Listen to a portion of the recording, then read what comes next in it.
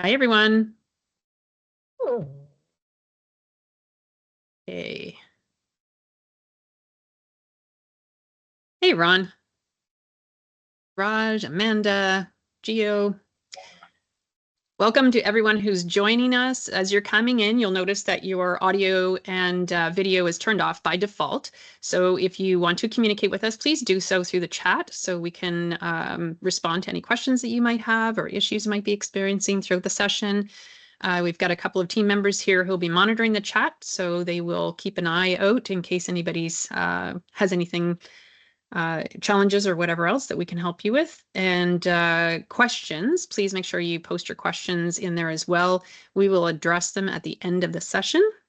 And you'll hear me do this spiel about 2 more times before we get started. So I'm going to give a few minutes for people to join us.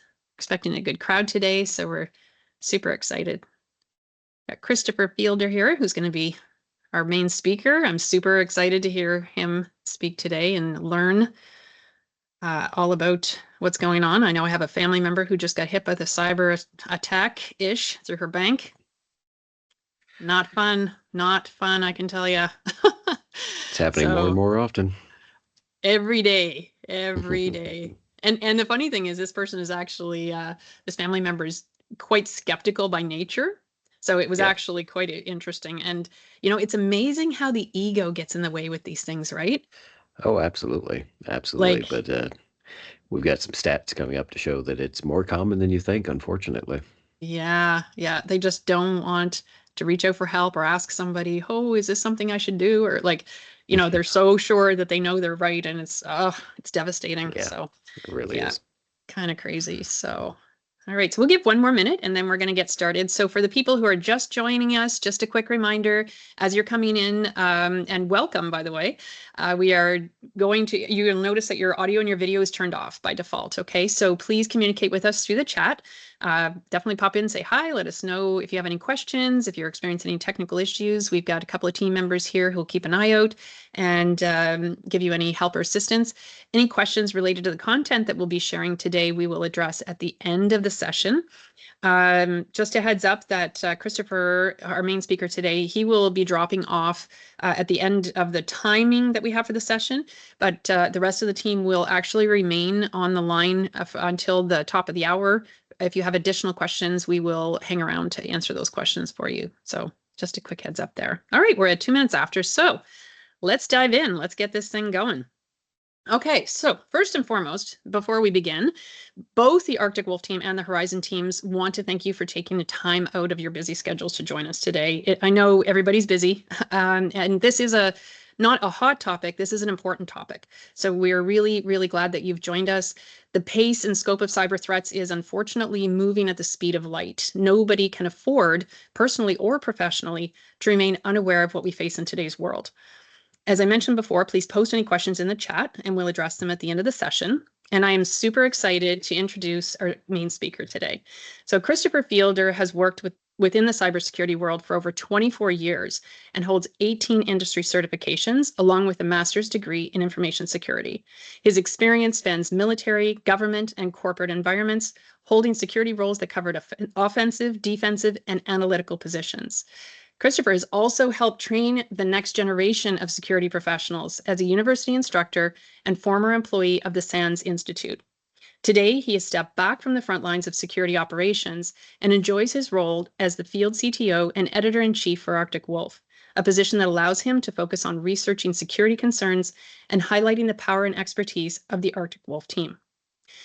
The session today will reveal how even novice cybercriminals can execute devastating attacks in mere minutes. Through a live demonstration, Christopher will showcase the rapid pace at which attacks are staged, launched, and executed, highlighting the urgency of proactive defense strategies. You will learn about common vulnerabilities exploited by attackers and how poor security practices can accelerate breaches. Our discussion will emphasize the importance of early detection, strong defenses, and swift incident response to mitigate risks and stay ahead in the ever-evolving threat landscape. At Horizon, we love working with the Arctic Wolf team, and we know they have an amazing offering in this space. I know I'm looking forward to learning from Christopher today, and we hope you will find this session valuable. Over to you, Christopher. Thank you so much. I really appreciate that. Sorry about, the long bio there. It makes me think that I need to cut my bio down a little bit, but I really appreciate everyone taking the time to join today and give me an opportunity to speak to you all. A little bit of background here, and context. I did spend many years, doing very similar to what I'm going to be talking about and showing you today as a penetration tester, which, sounds kind of, if you've never heard of that before, it sounds like an interesting title, but it's another way of saying kind of hacker for hire. So, a lot of organizations will hire these individuals to break into their environment and then show how it's done so that they can then go through and kind of fix those problems. And one of the main things that always, anytime you have a pen test done or you have, these type of assessments done, one of the main things that's always in the favor of the quote attackers or the red team or the pen testers is speed, right? Speed and their ability to go through and just act very, very quickly. We used to use the term like smash and grabs, where we could just get in as very, very quickly, get as much information as we could and get out of there. Now, that's not every attack. There are also things called APTs, Advanced Persistent Threats, and they kind of take a different approach. They take the approach of low and slow, where they'll come in and lay low for quite a while and then maybe move laterally very slowly. We're going to talk about what that means.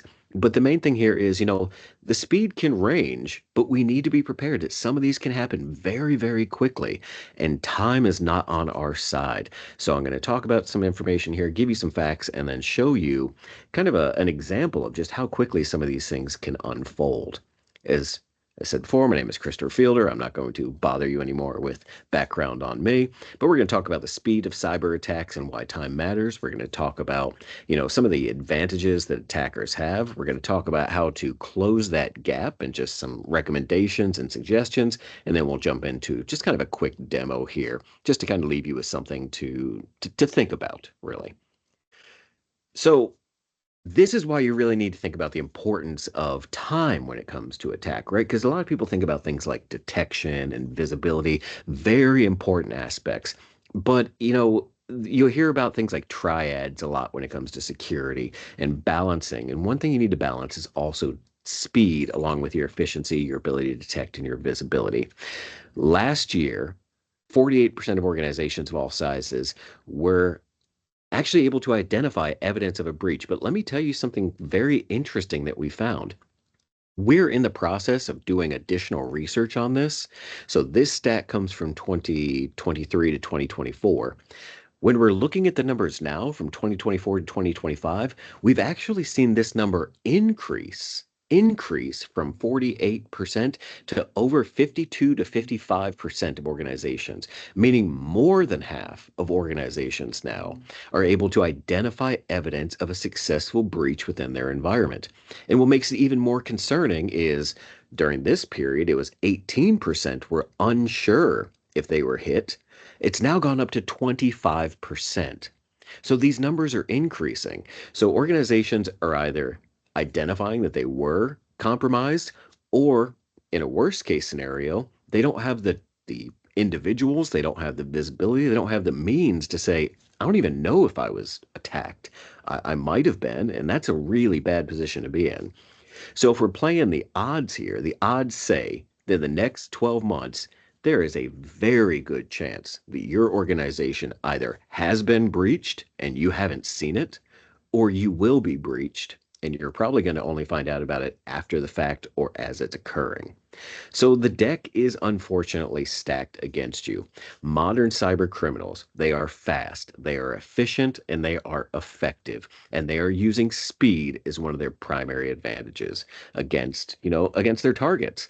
So we need to be prepared for that. A couple of things to here point out that I think are important. One is that attackers are continually using automation.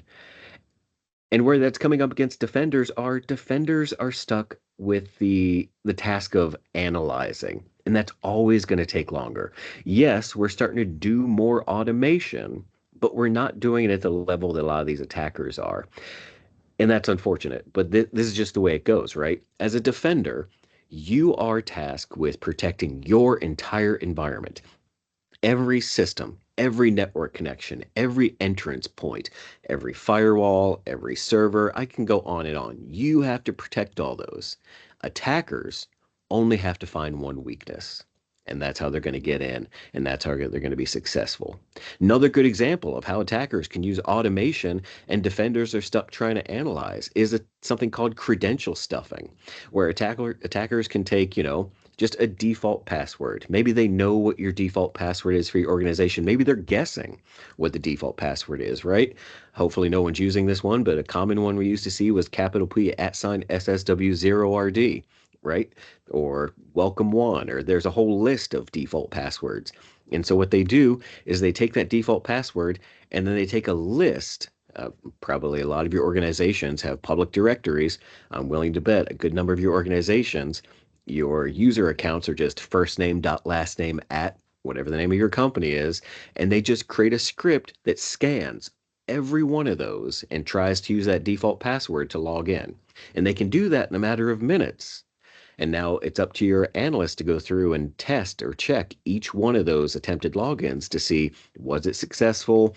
Was this legitimate? What is going on here? So the ability to automate is really increasing the speed of these attacks and making it more difficult to defend against. It's about minimizing the gap between attack speed and response time. The median dwell time is 10 days, but sometimes it can reach months, meaning that when an attack occurs, they can be in your environment kind of on average, or the median amount of time is 10 days before people even know. But this is taking into account some environments that are able to detect it in near real time, people that are on the ball, and that's great. But others I've seen where it's been sometimes 6 months before they're able to identify that an attack occurred. And so even 10 days, that's 10 days where they can get in, they can go through your environment, they can steal data and be back out before you even knew about it. Ransomware, when it hits your system, takes about 45 minutes before it encrypts the entire system. And some of you are probably going, 45 minutes, that's kind of a long time. It really isn't, because we need to take this into consideration. This is a 45-minute average.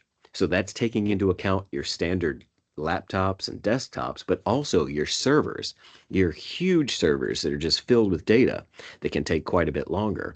Your standard laptop and desktop, sometimes it's only a matter of minutes before it fully encrypts that system.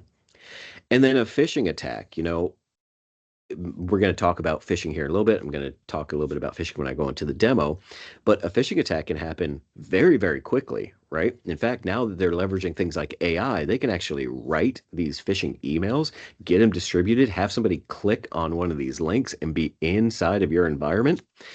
And then all that data has to go to a SIEM. And then if you don't have the proper alert set up, sometimes it can take analysts days or weeks to go through and actually identify and analyze and identify that phishing attack. So again, there are these gaps between how quickly the attack can occur and how long it's going to take to actually identify it and respond to it. And we need to really prioritize speed in our response. The average cost of a breach right now, you're going to hear different numbers that are thrown around. This is one that I like to use because it's kind of an average, but it's 4.45 million US dollars each. And that's just kind of the average, but it can go way higher because we have to take into consideration all the different things that go into what a breach is going to cost. It's not just things like the ransom, it's also downtime. It's also the cost to your reputation. It's also the increase in cyber insurance premiums. There's all these additional things we need to factor in that are going to greatly increase the cost of one of those attacks. And then we factor in things like, GDPR, CCPA, there could be fines that you have to pay. So we need to elevate the speed of our response, have it match the speed of our detection and the speed of our alerting, and that'll allow us to kind of minimize the impact of some of these breaches and help lower some of those costs and lower the damage that they can cause. Now, when I'm talking about an attack here, okay, well, what do we actually mean? There's lots of ways that we can talk about how an attack actually occurs. One of the best ways that I would recommend anybody that's kind of newer to this or wants to learn more about, okay, how does an attack actually occur? Go out there and check out something called the MITRE ATT&CK framework. Some of you, I'm sure probably a lot of you have heard of that. If you haven't, check it out. I love the MITRE ATT&CK framework because the MITRE ATT&CK framework actually shows you, it's almost like a choose your own adventure chart of how an attack can occur from the very initial standpoint until the attackers are successful. They've taken the data, they've deployed ransomware, and they've gotten out of your environment. But that is a very detailed chart. If you download it, it's actually kind of an eye chart. To simplify this, we're going to talk about something that came before the MITRE ATT&CK framework, and that was called the Lockheed Martin Cyber Kill Chain. And this is kind of a higher level view of the way an attack generally unfolds. So back when I was a pen tester, this is the way that we generally did it. The first thing we did was recon. And recon was building a picture about your target, about the victim. The amount of information that exists on your organization and on you as a person can be scary in a lot of instances, right? Sometimes we don't even know the information that's out there. Sometimes we're the reason that information is out there, right? Sometimes we put way too much information on social media. Sometimes information is just gathered about us from other locations. I always tell people, it's not vain, it's not vanity to research yourself, Google yourself. I've even asked ChatGPT about myself just to see what it knows, because a lot of times it's pulling things off of the web. There is a massive amount of information out there about individuals and about organizations, and attackers take advantage of that. So they go out and they build a picture of the intended target, the individuals in that organization, the organization itself. What does the network look like? They do external scanning. They say, okay, well, what systems are touching the internet? What are the operating systems that are running? What are the ports that are open? What are the different devices that they have? Who do they have internally? Even what does the building look like?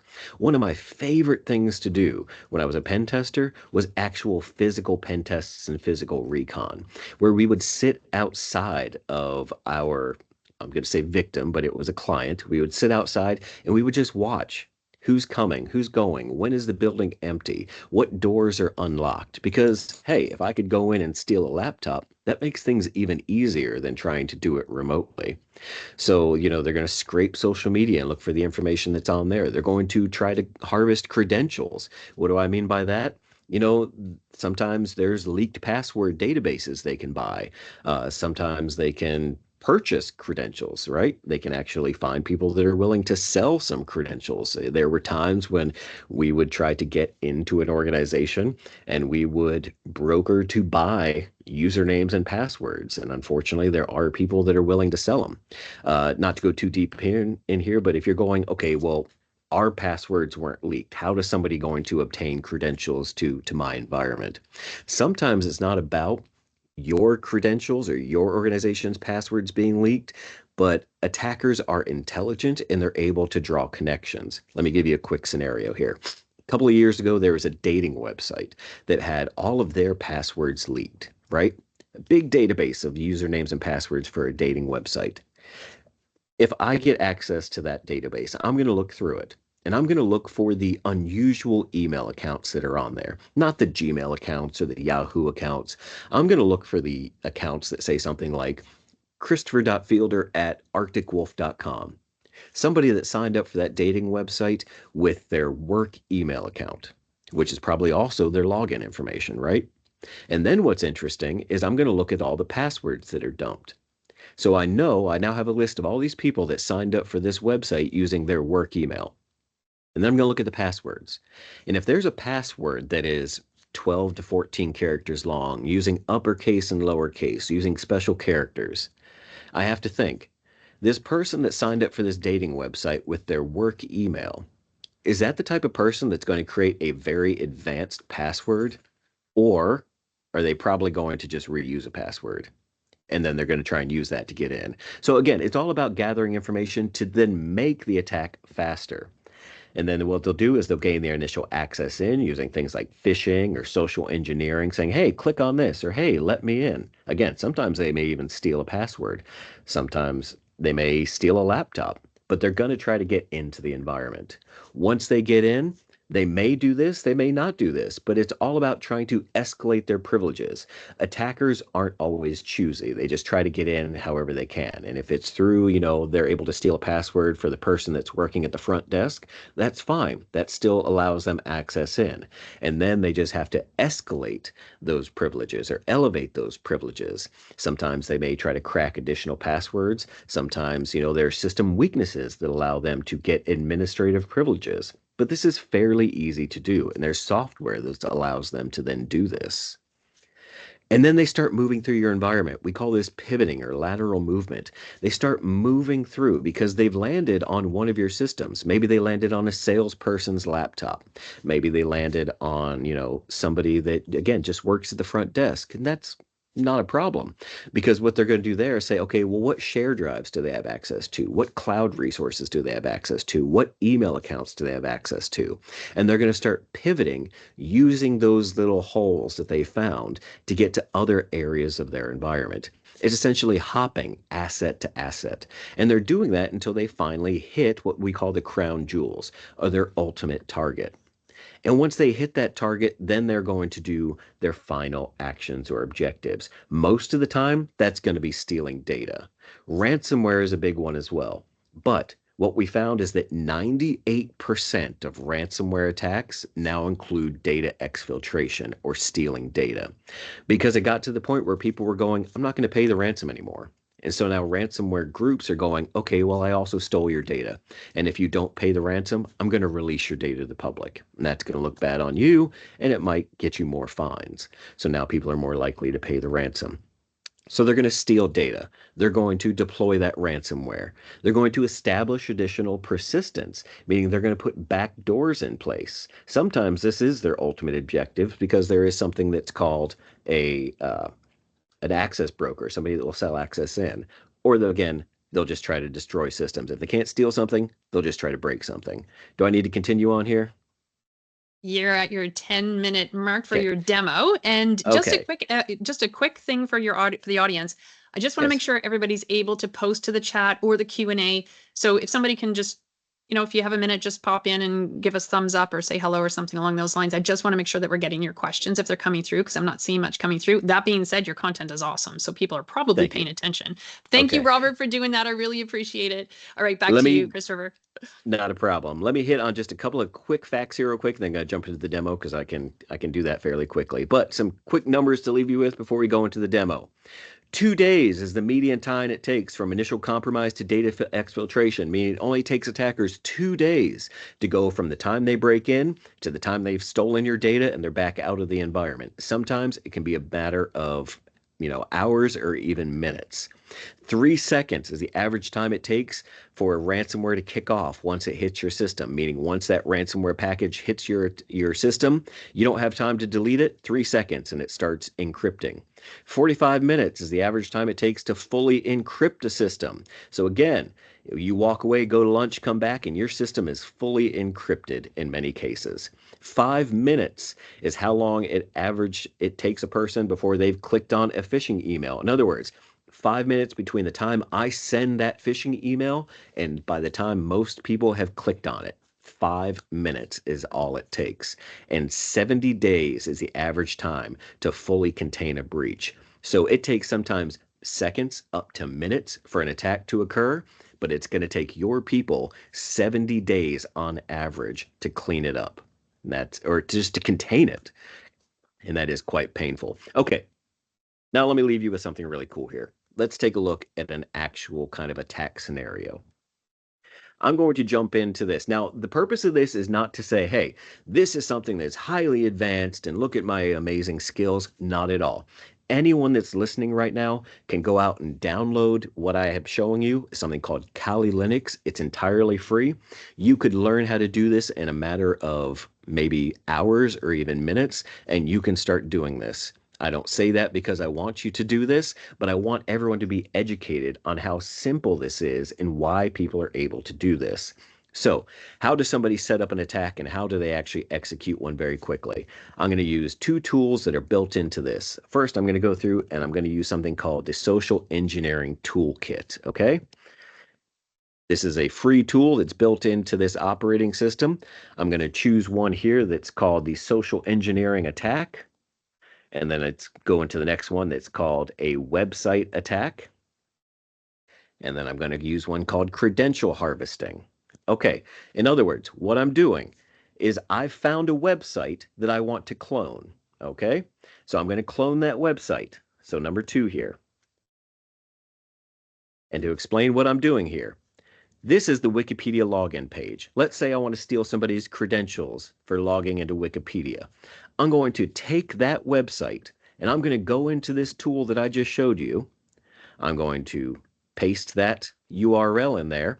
And what I've just done is I've just created a full clone, and that quickly. I'm done already. I've created a full clone of that website, and I'm hosting that now on my computer. So now all I need to do is just take this link to my computer that I have right here and send this link. Hey, look, it looks just like what I just showed you on Wikipedia. But guess what? This isn't Wikipedia. This is hosted on my computer. So now all I need to do is send that to somebody in a phishing email. Say, hey, please try logging in. Wikipedia is not working for me. They're going to put in their username and they're going to put in their password. They're going to try to log in. Oh, it didn't work for some reason. And look, it redirects me right back to the original page. But if I go back into my tool over here, what do I see? Look at this. It actually shows me the name that I tried to log in with, and it shows me the password that I tried to use to log in. So I've just stolen somebody's username and password in a matter of, what was that, about 10 seconds? I cloned that whole website and I sent it out to somebody. That's how fast phishing can occur. And then guess what? Now what attackers are doing is they're using something like ChatGPT and saying, hey, write me an email that would cause somebody to click on this link. And ChatGPT will write it out. I'll put that link in there. I'll send it to somebody. They'll try to log in, and I've got their username and password. Let me show you one other really cool thing here real quick. I'm going to exit out of this. Now, okay, I've got usernames and passwords.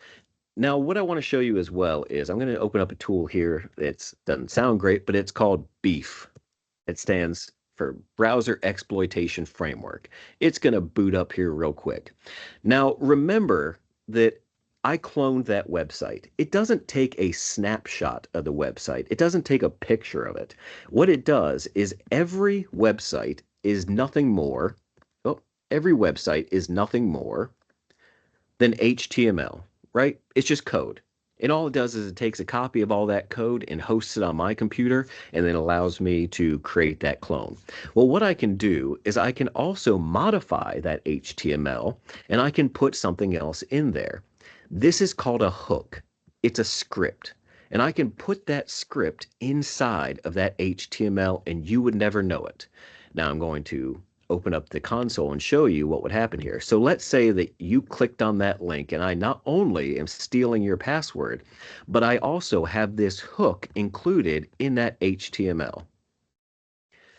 And then you click on that link. I've hooked your browser, okay?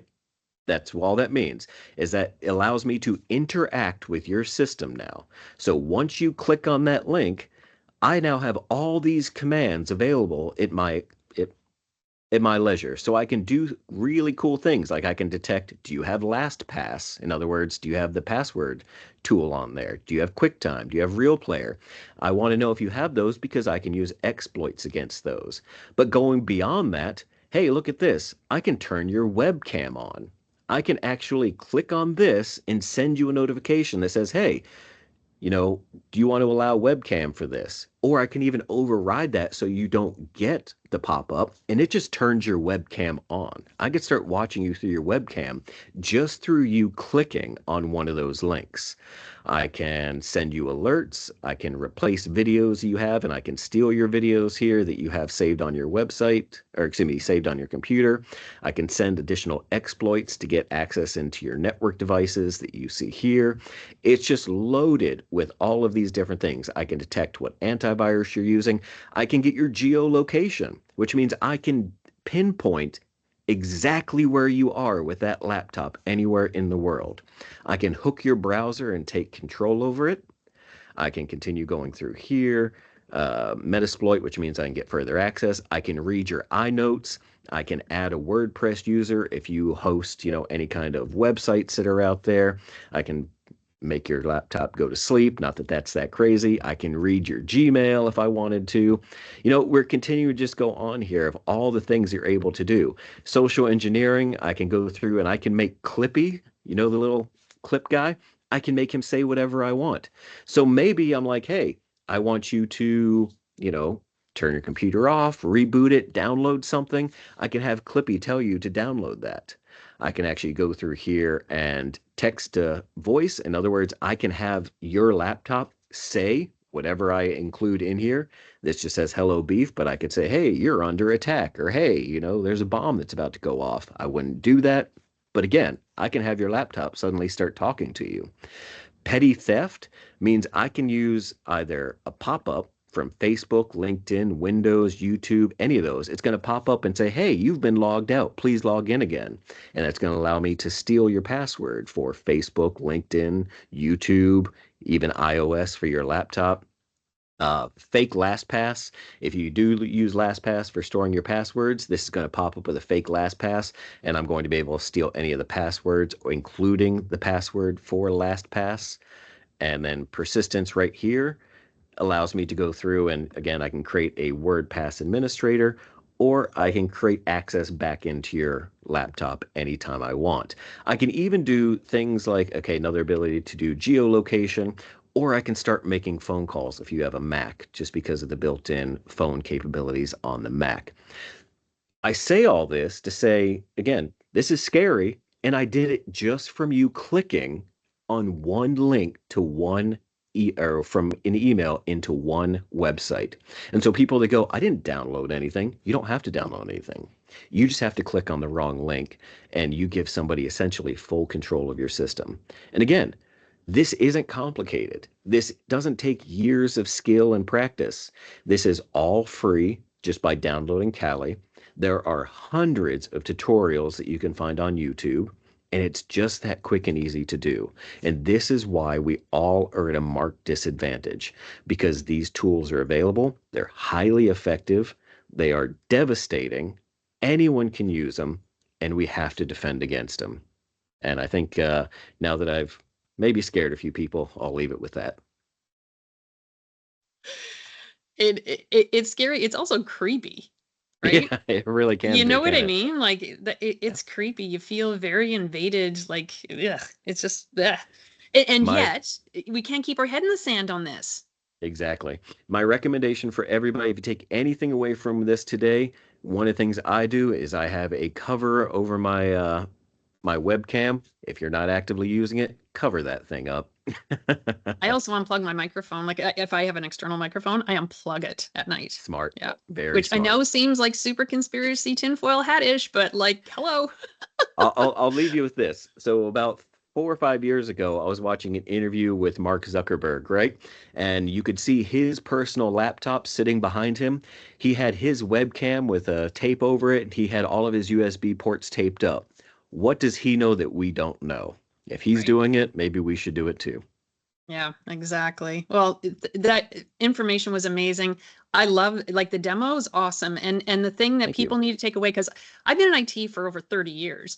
I Mhm. couldn't write a line of code to save my life, right? So I could Yep. I could quote unquote never be one of these cyber criminals, right? Like it just was never in my bailiwick. Now it actually is. Not that I want Yes, it, absolutely. but it actually Absolutely. is. It's available to me, and I actually could go become a cyber criminal if I wanted now. So super, 100%. super scary. Yeah, super scary. Thank you so much, Not a Christopher. That problem. was amazing.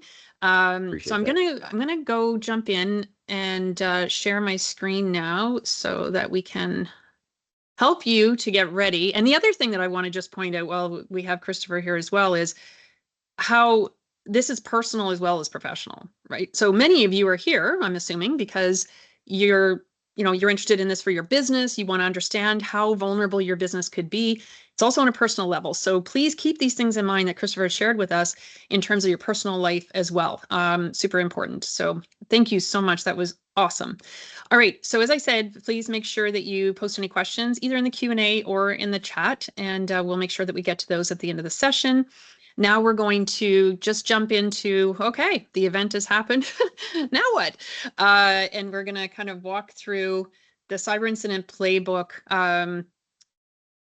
that you can create for your organization on how we deal with this. So we've already hit that. Now we want to talk about the problem, and Christopher hit on this. So a couple of additional numbers here for you. Human error is the main cause of 95% of cybersecurity breaches. And this is in Canada. So this is not global. I don't know what that number is, but this is in Canada.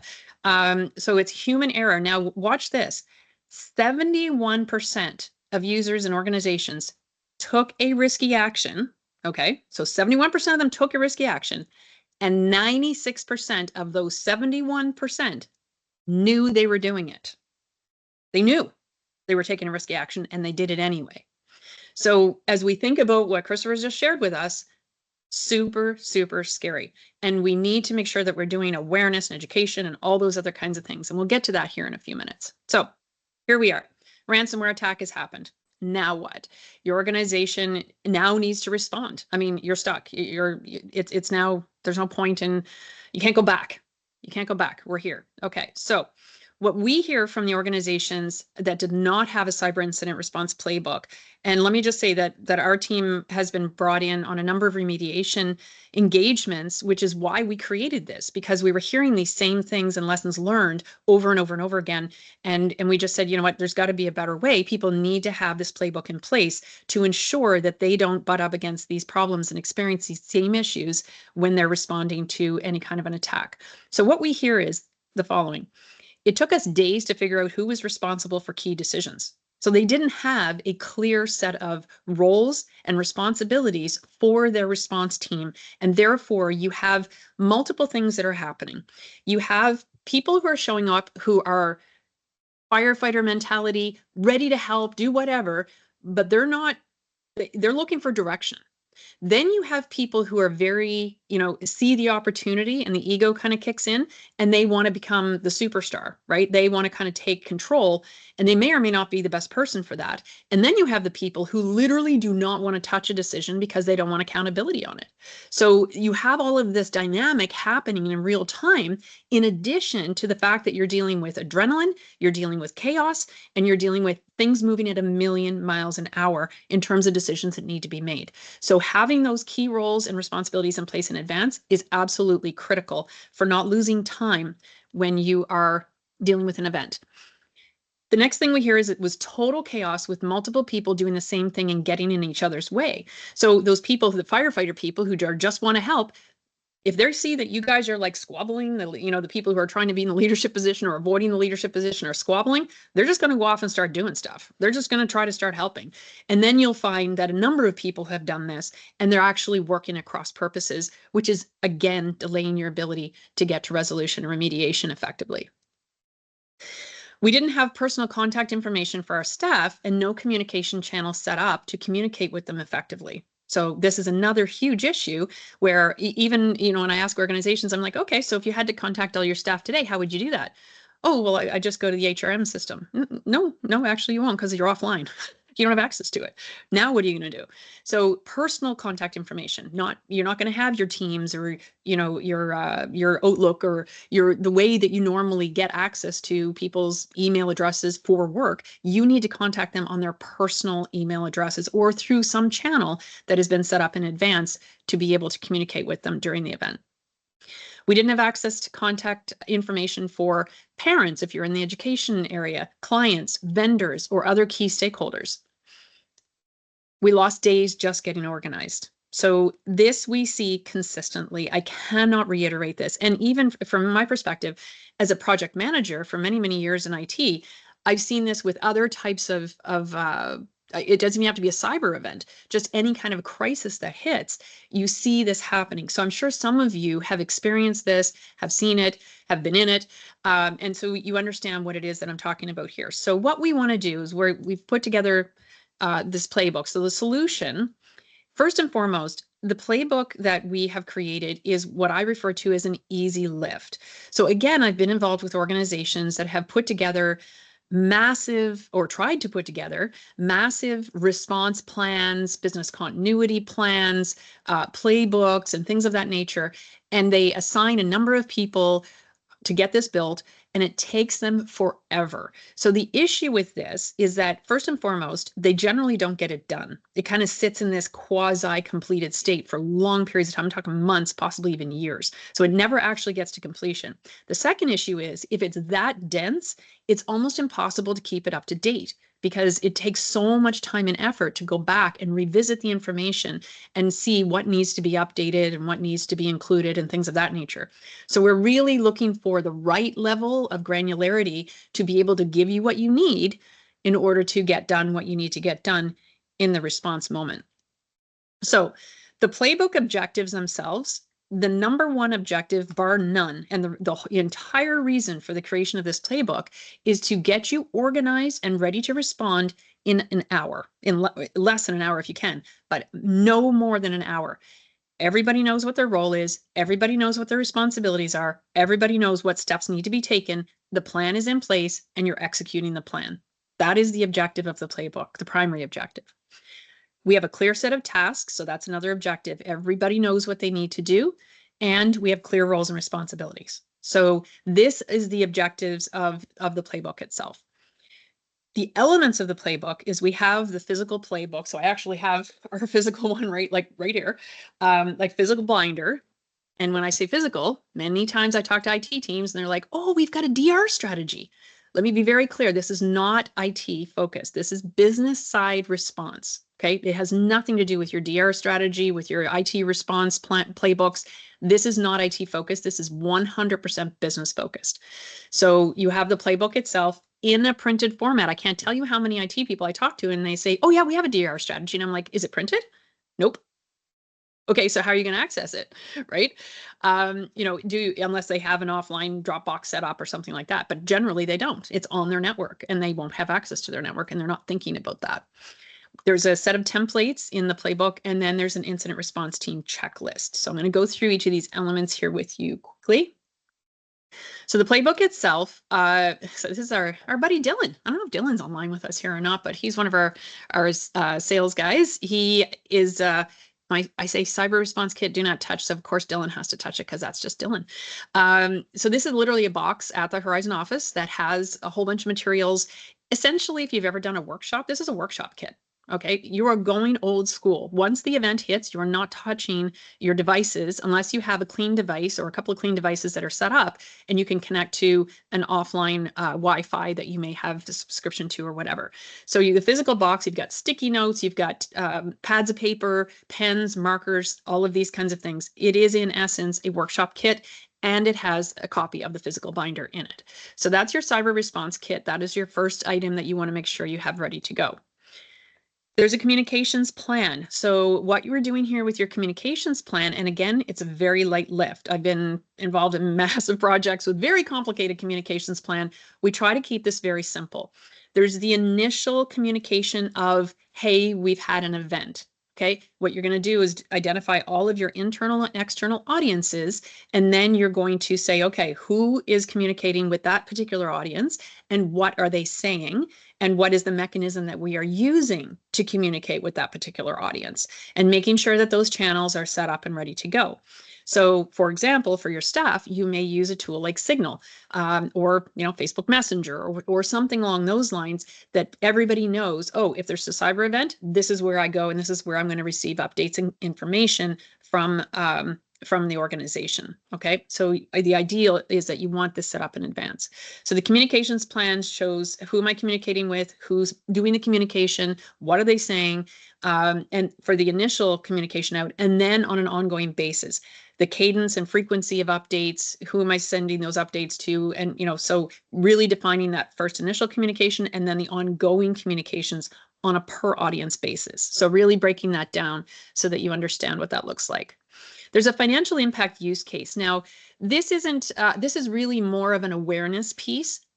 Or what we're trying to do is we're trying to ensure that all of the key members of your incident response team are not going to go into chaos mode, right? So we want to minimize their adrenaline. We want to minimize the chaos as much as possible. So if we can get them over the shock and awe of what they'll be facing in advance, then when the event happens, you have less of that chaotic, adrenaline induced thinking happening, and people are clearer in their thinking process and they can act more effectively. So the idea of the financial impact use case is really to help the financial team and others to understand, okay, what are the potential costs that we're looking at to respond to this, getting over the fact that your IT team is going to ask you for stuff. You just need to buy it. Like there's no, oh, can we get best pricing or quibbling about how we're going to, where we're going to get it or whatever. It's just like, get it done. And, keeping track of that stuff separately, things of that nature. So really it's just an awareness piece so that people can get over the shock and awe of what it's going to look like before the event. There's a number of templates that are included. So this includes, for example, a staff communications template that that you can send out to all staff. We recommend those staff members send it to their personal email addresses so that they have access to it if something were to occur.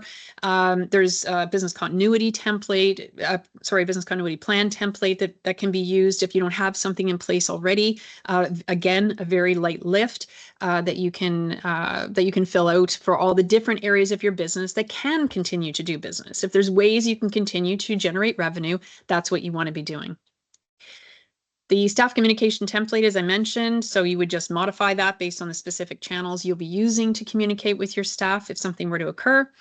There's a roles and responsibilities templates. So again, this is a starting point that are about a page each of what are the responsibilities for each of these roles. So we have the incident response manager, the incident response coordinator, communications lead, business continuity lead, business lead, human resources lead, finance lead, and technical lead. Some of you are sitting there saying, I don't have that many people in my organization. That's okay.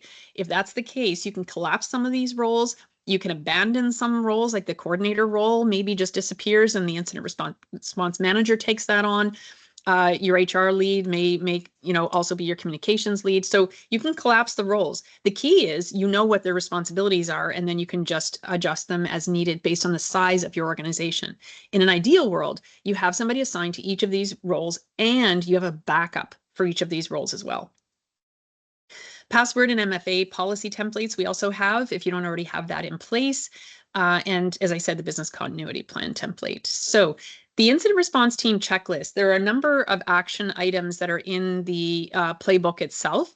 What this is a one-pager. So when the team goes into the dedicated project room, somebody brings in the incident response kit, you're going through this checklist and making sure that everybody knows, yeah, okay, I'm ready, I have what I need, yes, that information's up to date, and you're good to go. So it's just a one-pager that kind of goes through all of the action item pieces that are going to be in the playbook itself. And then you're going to keep that information, obviously, all in that room, as you move forward through the remediation activities. So things you can do to start now, you can, increase your cyber resilience and event readiness for sure. Cyber education and awareness, cannot stress this enough. I mean, everything that we just heard Christopher talk about, everything that he shared, the speed with which this can be done, the lack of skill that's required to do this now, it's absolutely insane. So the more, that 71% took a risky action and 96% of those people knew they were taking it, that is scary for organizations. So you want to be educating and doing awareness, doing phishing campaigns, whatever it is that you can do to make sure that your organization is as aware and skeptical as possible before they're clicking on links. Enforce a strong password and MFA policy. So if you have the policy in place, but you're not enforcing it, that's a bit of a challenge. And I would also say, make sure that your senior leadership are not making comments like, oh, MFA, that's so annoying. Like I have to, it literally takes 10 seconds. Nobody wants to be the person who was the one who did who made the wrong, clicked on something or did whatever that triggered an event of this nature, right? So as senior leadership, if you are in a senior leadership role, please make sure that you are putting forward that attitude of security is important and not kind of getting frustrated with things like an MFA that literally just takes you a few seconds. Yes, it's a few more seconds and it keeps your organization safe and it shows the rest of your staff that you are the example that they should be following. The Cyber Incident Response Playbook, you can start one of these yourself. You've got lots of great information here that has been shared with you that can get you on your way there. By all means, you can reach out to us if you're of interest in this, but there's lots of information that's been shared that you can leverage as well. So, all right. So we're going to step into the Q&A now. What do we have here? I don't know. Okay, I'm just taking a quick peek. Amanda or Ron, are you able to turn on your audio? Yeah, I think we're good. There's been a couple of questions, more conversation that's come in. I think we're on top of all of it unless I missed one, but if I missed it, I apologize and maybe repost it real quick. Okay, But I think awesome. we've been on top of it, so. Okay, thank you so much. So we're at time. If anybody does want to hang around and post questions into the chat, we'll be happy to respond to those. Big thank you to Christopher and the Arctic Wolf team. Great information shared today. I can't it's super, super important that we are educated and aware of what's going on out there. And a big thank you to all of you for attending today. We really appreciate you taking the time. And please do reach out. I've put the links in further up in the chat to reach out to Ron.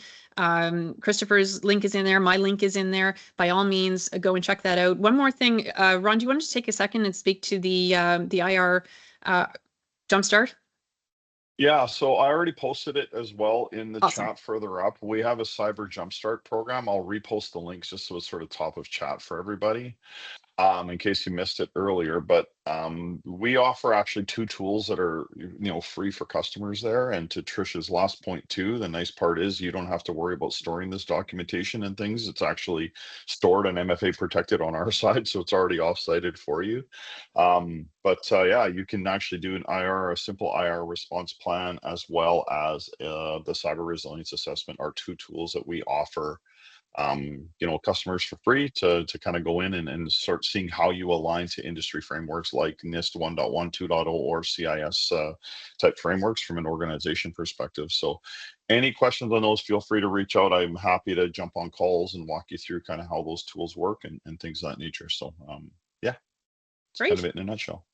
Awesome. Well, thank you so much, everyone. Feel free to drop off if you'd like, or if you did want to hang around with some questions, then we will stay on the line for a few minutes and make sure that those get addressed for you. Have a great day, everyone.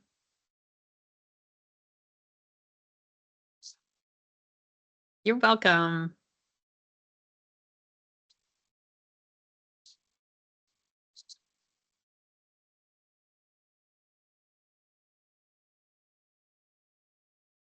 Thanks, Robert.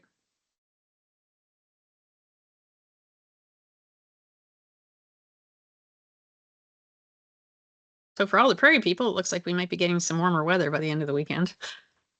Finally. I was joking with my friends the other day. I said, I don't know if I just got really soft last winter because it was such a mild one, but it's like, man, this ongoing -40 snap can go away anytime now. It used to be just kind of 1 week of the deep freeze. This is going on like 3 weeks. It's ridiculous. Exactly. Yeah. It's not pleasant. Thanks, Ryan. Great to see you again, Jason. Glad you could join us. Awesome. Okay, it doesn't look like there's any other questions, so we'll pop off and end the session here. And wishing everybody a wonderful day. Make sure you grab those links. If you are on Teams, I think it kind of stays in as a chat, so you can revisit the links after. And hopefully we'll see you again soon. Okay, have a great day, everyone. Thanks, Trish. Take care, guys. Bye.